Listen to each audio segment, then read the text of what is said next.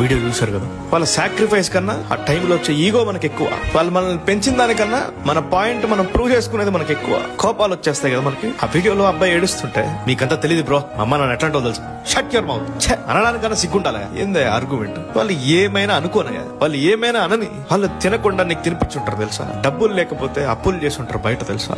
మనమే అందరూ రిచ్ కుటుంబాలు కాదే, చాలా మంది పేదరికంలో ఉన్నాం, చాలా మంది మిడిల్ క్లాస్ కమ్యూనిటీలో ఉన్నాం.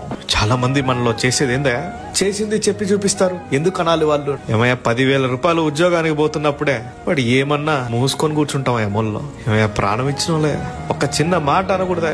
చిన్న మాట తప్పయా?